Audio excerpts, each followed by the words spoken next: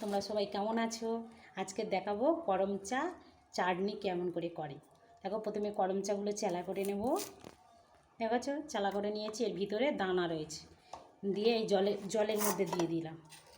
এই যে আমি আগে থেকে অনেকটা চালা করে নিয়েছিলাম, নিয়ে এবার এর ভিতরের এই দানাগুলো এরকম করে বার করে ফেলে দেব। এই দেখো, এই দানাগুলো ফেলে দিলাম। এরকম করে করে করে পরিষ্কার করতে হবে সবগুলো করে। আবার এই পরিষ্কার করে দেখো, এই জলের মধ্যে আবার দিয়ে রাখতে হবে, কিছুক্ষণ দিয়ে এবার ধুয়ে নিতে হবে। একটু হলুদের গুঁড়ো নিয়ে এই জলের উপরে দিয়ে দেবে, দিয়ে 10 মিনিট ঢেকে দেবে, দিলে কষটা বেরিয়ে যাবে। তোমরা চাইলে করম চা কাঁকড়া দিয়ে টক করে খেতে পারো।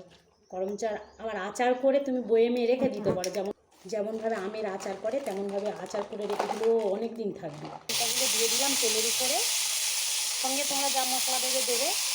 আর যদি তোমরা আচার করতে চাও তাহলে জল দিলে হবে না, কিন্তু জল দিলে আচার থাকবে, নষ্ট হয়ে যাবে। চাটনি করতে চাইলে তাহলে জল দিতে হবে। দিলাম এই যে লবণ দিলাম পরিমাণ মতো।